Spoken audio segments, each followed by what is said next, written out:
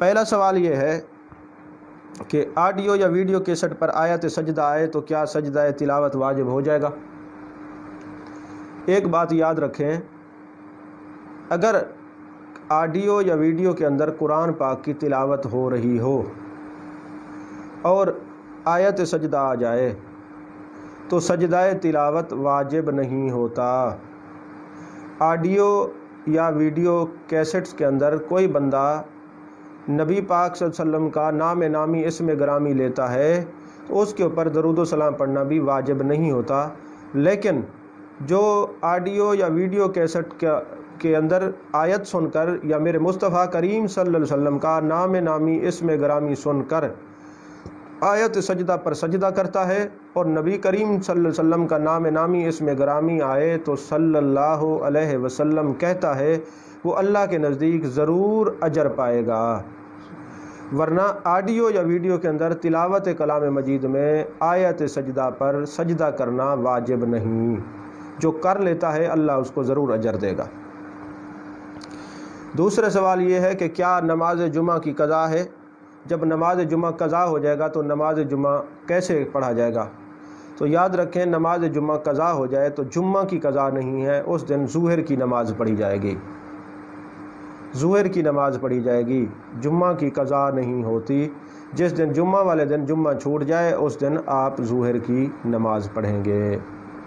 اور ایک سوال یہ آیا ہے، ایک بندہ سفر میں ہے اور وہ فرائض کی قصر کر رہا ہے، نماز میں فرض قصر پڑھ رہا ہے اور وہ قضا ہو جاتے ہیں، تو جب وہ اس کو ادا کرے گا تو وہ پوری نماز پڑھے گا یا قصر پڑھے گا؟ یاد رکھیں، جو نماز آپ کی قصر میں قضا ہوئی ہے بعد میں جب آپ ادا کریں گے تو قصر ہی ادا کریں گے، پوری نماز نہیں پڑھیں گے، پورے فرائض نہیں پڑھیں گے۔ اگر کوئی امام نماز جنازہ پڑھا رہا ہو، نماز جنازہ پڑھاتے ہوئے اسے یاد آئے کہ میرا وضو نہیں تھا، تو اس میں کیا صورتحال ہوگی؟ اس میں صورتحال یہی ہوگی کہ جنازہ نہیں ہوا، امام صاحب دوبارہ وضو کریں، یا جو مقتدیوں میں سے کوئی عالم ہو، باشرہ ہو اور باوضو ہو تو وہ نماز جنازہ پڑھائے۔ اگر امام کا جو ہے وہ وضو نہ ہوا اور نماز جنازہ پڑھا دیا گیا تو کسی کی نماز جنازہ ہوئی نہیں، کسی نے وہ ثواب نہیں ہوگا، اس مرنے والے کی نماز جنازہ ادا ہی نہیں ہوئی۔ ایک سوال یہ آیا ہے کہ اگر میت کی آنکھ میں لینز ہو تو کیا وہ نکالنا ضروری ہے؟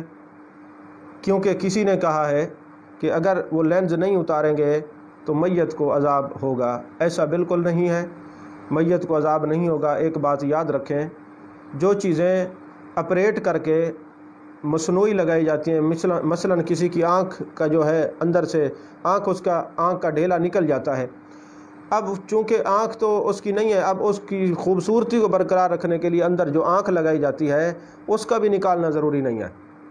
اسی طرح وہ اعضاء جیسے ٹانگوں میں راڈ رکھ دیے جاتے ہیں، بازو میں راڈ رکھ دیے جاتے ہیں، یا ایسے دانت جو بالکل فکس ہیں، اتر نہیں سکتے، تو اگر ایسی چیزیں جو نہیں اتر سکتی تو ان کو اتارنا لازمی نہیں ہے، ان کو ساتھ ہی دفن کر دیں۔ ایسا نہیں ہے کہ میت کو عذاب ہوگا، بالکل ایسا ہرگز نہیں ہے۔ ہاں، کسی کی ٹانگ ہے یا پاؤں کا کوئی حصہ ہے کہ بعد میں اتر سکتا ہے تو اتار کے جیسے علیحدہ ٹانگ فوراً جوڑ لیتے ہیں، وہ بعد میں صدقہ خیرات کر دیا جائے تو میت کو ثواب ملتا رہے گا۔ اور اگر دانت کسی کے سونے کے ہوں اور اولاد یہ چاہتی ہو کہ ہم اپنے والد کا یہ دانت نکال لیں، بعد میں وراثت میں تقسیم کریں، تو ایسے ماشاءاللہ اولاد کے لیے وہ نکالنا اگر آسانی سے نکلے تو جائز ہے۔ اگر وراثت میں تقسیم نہ کرنا چاہیں تو اس کو بھی ساتھ جانے دیں، کوئی حرج نہیں ہے، ان کا نکالنا ضروری نہیں ہے، اس سے میت کو عذاب نہیں آتا۔ یہ وہ مفتی ہیں، المفتی من المفت، جو مفت میں فتوے دینے والے ہیں، وہ ایسے فتوے دیتے ہیں۔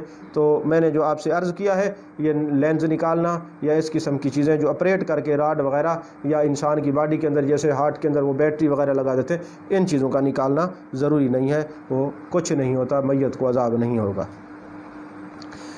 سوال یہ آیا ہے کہ میت کو امانتاً دفن کر سکتے ہیں؟ دیکھیں، حضرت ملا علی قاری رحمۃ اللہ علیہ نے بھی اس کی تحقیق کی ہے، اور فاضل بریلوی اعلیٰ حضرت رحمۃ اللہ علیہ نے بھی اس پر خوب تحقیق فرمائی ہے۔ تو یہ میت کو امانتاً دفن کرنا یہ فعل حرام ہے۔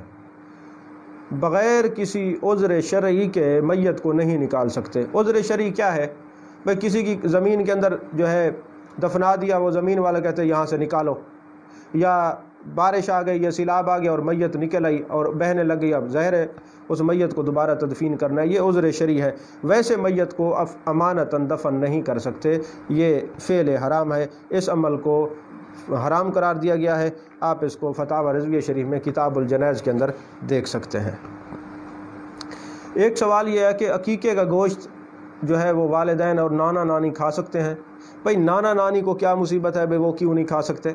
عقیقے کے گوشت کی وہی شرائط ہیں جو قربانی کے گوشت کی شرائط ہیں، یہ جوہلاء نے مشہور کر رکھا ہے ایسی باتیں۔ عقیقے کا گوشت دادا دادی بھی کھا سکتے ہیں، نانا نانی بھی کھا سکتے ہیں، عزیز و اقربا والدین بھی کھا سکتے ہیں، شرعی طور پر اس پر کوئی پابندی نہیں ہے۔ ایک سوال یہ ہے کہ مرد کے لیے زیور پہننا جائز ہے؟ مرد کے لیے زیورات پہننا مطلقاً حرام ہے، بلکہ جو شخص مرد ہو کے عورتوں کی شکل بنائے، یعنی وہ اپنے کان میں بالیاں پہنے، ناک کے اندر بھی کوئی چیز لگائے اور وہ اسی طرح شکل بنائے مرد ہو کے عورتوں کی، اس پر فرشتوں کی لعنت پڑتی رہتی ہے، وہ لعنتی شخص ہے۔ اور زیور تو بالخصوص مرد کے لیے حرام ہے۔ لوہے، تانبے، پیتل اور جست اور دھاتوں کی انگوٹھیاں مرد اور عورت دونوں کے لیے حرام ہے، یاد رکھیں۔ سونا چاندی جو ہے عورت کے لیے جائز ہے، اور مرد کے لیے صرف چاندی کی ایک انگوٹھی جائز ہے، ایک انگوٹھی مرد کی، وہ بھی 4.5 ماشے کی، جو حد شرعی مقرر کی گئی ہے۔ اس میں کئی لوگ جو ہے انگوٹھی پہنتے ہیں تو اس میں 2 نگینے ہوتے ہیں، اس سے نماز نہیں ہوتی۔ کئی 2 انگوٹھیاں، 4، اور ماشاءاللہ آج کل تو یہ جاہل صوفیاء کا عام راج ہے، وہ تو ماشاءاللہ اپنے پورے 5 انگلیوں میں انگوٹھے میں بھی انگوٹھیاں پہنے ہوتے ہیں، اور مرید سمجھتے ہیں شاید زیادہ انگوٹھیاں جو ہے وہ بہت بڑی ولایت کی علامت ہے، حالانکہ ایسا نہیں ہے۔ جب 1 سے 2 انگوٹھیاں پہن لیں یا زیادہ انگوٹھیاں پہن لیں تو وہ فاسق مولن کہلاتا ہے، اس کے پیچھے نماز نہیں ہوتی، تو جس کے پورے ہاتھ اور یہ کنگن شنگن ہوں اور اتنا انگوٹھیوں، اس کی بیعت کیسے ہوگی؟ لہذا خدارہ آپ شریعت پر عمل پیرا ہوا کریں۔ یہ مرد کے لیے زیور پہننا حرام ہے، یہ دھاتوں کے جو زیور ہیں یہ مرد اور عورت دونوں کے لیے انگوٹھیاں حرام ہیں۔ ایک سوال یہ ہے کہ رات کے وقت ناخن کاٹنا کیسے ہے؟ رات کے وقت ناخن کاٹنا جو ہے شرعی طور پہ اس کو کوئی منع نہیں ہے، قرآن و حدیث میں اس کی کوئی اصل نہیں ہے کہ رات کے وقت منع کیا گیا ہو کہ ناخن نہ کاٹو۔ ہاں بزرگ منع کرتے ہیں، بھئی نحوستی ہو، تمہیں دن میں ٹائم نہیں ملتا، رات کو ناخن کاٹتے رہے، تو وہ ایک بزرگوں کی اپنی رائے ہے، تو رات کے وقت ناخن کاٹنے کو قرآن و حدیث میں منع نہیں ہے۔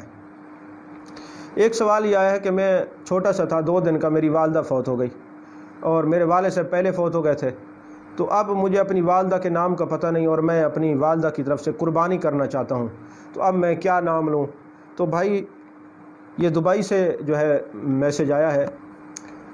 ایک بات یاد رکھیں کہ اگر والدہ کا نام یاد نہ ہو تو آپ یہ کہہ سکتے ہیں کہ میں اپنی والدہ کی طرف سے قربانی کرنا چاہتا ہوں، اور اگر یہ زبان سے بھی نہ کہیں، دل میں یہ ارادہ ہو کہ جو کچھ میں یہ قربانی کر رہا ہوں یہ میری والدہ کی طرف سے ہے، تو انشاءاللہ العزیز یہ قربانی ہو جائے گی، اس میں دل کا ارادہ اور نیت ہی کافی ہے۔ ایک سوال یہ آیا ہے کہ جو پلاٹ کاروبار کے ارادے سے خریدے ہوں تو کئی سال بعد بھی وہ اس کی زکوٰۃ کس طرح دی جائے گی، قیمت خرید سے یا موجودہ قیمت سے؟ تو یہ یاد رکھیں، ہر سال گزرنے کے بعد جب آپ قیمت اس کی زکوٰۃ دیں گے تو جو موجودہ قیمت ہوگی اس کو سامنے رکھ کے موجودہ قیمت فروخت ہوگی اس پر جو ہے نا، اس فروخت پر موجودہ قیمت فروخت پر زکوٰۃ عائد ہوگی۔ یہ نہیں کہ آپ نے 20 سال پہلے 2000 مرلے پلاٹ لیا ہے، آج 2 لاکھ ہے تو آپ 2000 مرلے کی زکوٰۃ دیں، نہیں، جو موجودہ قیمت فروخت ہوگی جو ہے اس پر زکوٰۃ دی جائے گی۔ ایک سوال یہ ہے کہ امامت کی شرط میں کیا شادی شدہ ہونا شرط ہے؟ ایک متولی کہتا ہے کہ یہ شرط ہے کہ جب تک امام صاحب کی شادی نہ ہو اس کے پیچھے نماز نہیں ہوتی۔ ایسے لوگ متولی کم ہوتے ہیں، موتولی زیادہ ہوتے ہیں، ان کو دین کا خبر نہیں ہوتی، اور وہ یہ کوشش کرتے ہیں کہ ہم امام صاحب کو جو ہے نا خادم بنا لیں، اور امام بھی جو ہے وہ بیچارے غریب ڈر کے رہتے ہیں، بھئی ایک تو 3-4 ہزار تنخواہ ہے، اوپر سے کوئی بات کی تو جو متولی کان سے پکڑے گا نکال دے گا۔ چاہیے تو یہ تھا کہ جو متولی حضرات ہیں یا انتظامیہ ہے مسجد کی، وہ اپنے امام کو اپنا سردار سمجھیں، خود مسجد کی صفائی کریں، خود واش روم دھوئیں، سارے کام کریں۔ ان کو اتنا شرم اور حیا ہونی چاہیے کہ جس امام کے پیچھے نماز پڑھتے ہیں اسی سے کام کرواتے ہیں، اسی سے واش روم دھلواتے ہیں، اور پھر جناب تم نے آج رکعت لمبی کر دی، یہ کر دیا، اس قسم کی یہ باتیں جو ہلاک کرتے ہیں۔ اللہ تبارک و تعالیٰ ان کو ہدایت عطا فرمائے۔ جو شریعت کے اندر امام کی شرائط ہیں وہ 6 ہیں۔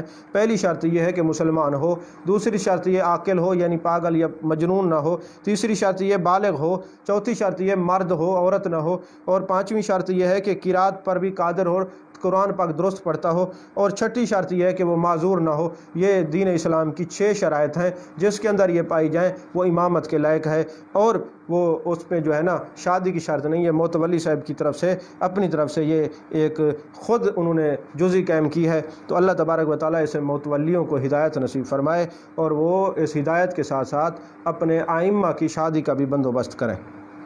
اس قسم کے عذر بنانا محض فتنہ انگیزی ہے، اس کے علاوہ کچھ بھی نہیں ہے۔ اور ایک سوال یہ آیا ہے کہ آج کل جو ہم بیعت ہوتے ہیں، شیخ کی مرشد کی شرائط کیا ہیں اور یہ کس لیے ضروری ہوتا ہے؟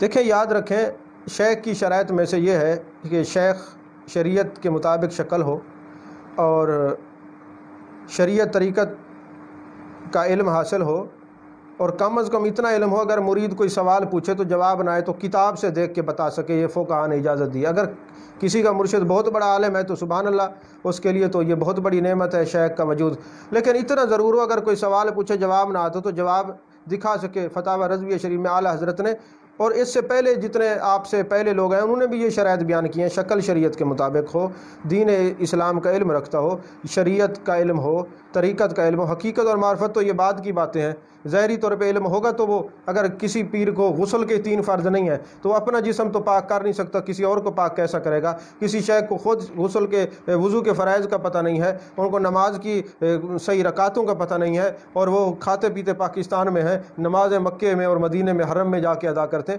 اس قسم کے جو مسخر دین کا تمسخر اڑانے والے دین میں اور طریقت کے اندر آ چکے ہیں، ان سے بچنا چاہیے۔ ان کا کوئی تعلق نہیں ہے، تصوف سے کوئی تعلق نہیں ہے، شکل شریعت کے مطابق ہو، دین علم رکھتے ہوں، خود بھی کسی کے مرید ہوں، شیخ کی طرف سے بیعت کرنے کی اجازت ہو، اس کا شجرہ منقطع نہ ہو، بالکل ٹھیک ہو۔ اگر اس قسم کی شرائط ہوں تو بندہ بیعت ہو سکتا ہے۔ اور بیعت ہونے کے لیے صرف آج کے دور میں میں یہ سمجھتا ہوں کہ اس لیے مرید ہونا ضروری ہے کہ ہر طرف رافضیت، خارجیت اور بد مذہب گستاخیوں کا جو ہے نا دورہ ہے، جس کی مجلس میں جائیں گستاخیاں اور عجیب قسم کے معاملات شروع ہو جاتے ہیں۔ تو جب بندہ کوئی کسی شیخ کے ہاتھ میں ہاتھ دیتا ہے تو مرید ہونے کا صرف اور صرف مقصد یہ ہوتا ہے کہ جناب کوشش کروں گا میرے اعمال بھی آپ جیسے ہو جائیں۔ اگر اعمال میں بندہ مکمل پیروی نہیں کر سکتا تو بیعت صرف اس بات کی ہوتی ہے کہ جناب جو آپ کا عقیدہ ہے میرا وہی عقیدہ ہے۔ بیعت ہونے کے لیے عقیدہ ہونا، ہم عقیدہ ہونا، ہم مسلک ہونا شرط ہے کہ جناب میں آپ کے ہاتھ پر بیعت کر رہا ہوں، جو آپ کا عقیدہ ہے میرا وہی عقیدہ ہے۔ آپ رسول اللہ صلی اللہ علیہ وسلم کا ادب کرنے والے ہیں، میں بھی ادب کرنے والا ہوں۔ آپ رسول اللہ صلی اللہ علیہ وسلم کی عطا کے قائل ہیں، میں بھی عطا کا قائل ہوں۔ آپ محبوب علیہ السلام کے علوم غیبیہ کے قائل ہیں، جو آپ کا عقیدہ ہے وہی میرا عقیدہ ہے۔ اب میں در در پہ بھٹکوں، کبھی کسی کے پاس جاؤں کبھی کسی کے پاس جاؤں، تو میں آپ کے ہاتھ پر بیعت کرتا ہوں، جو آپ کا عقیدہ ہے وہی میرا عقیدہ ہے۔ اور اللہ نے سورہ طور میں ایک آیت میں فرمایا ہے جس کا مفہوم یہ ہے کہ جو ایمان میں اپنے بزرگوں کی پیروی کرے گا ہم اس کو اس کے ساتھ ملا دیں گے۔ تو آج کے اور بھی سوالات تھے، لوگوں نے مختلف چیزیں پوچھی ہیں، کئی سوالات واضح نہیں ہیں جن کو میں سمجھ نہیں پا سکا، تو انشاءاللہ اگر وہ واضح سوالات ہوں گے تو ان کے میں جوابات دوں گا۔ انشاءاللہ زندگی نے وفا کی تو کل اسی وقت پھر اس موضوع پر بھی گفتگو ہوگی اور آپ کے سوالات کے جوابات بھی دیے جائیں گے انشاءاللہ العزیز، انشاءاللہ العزیز۔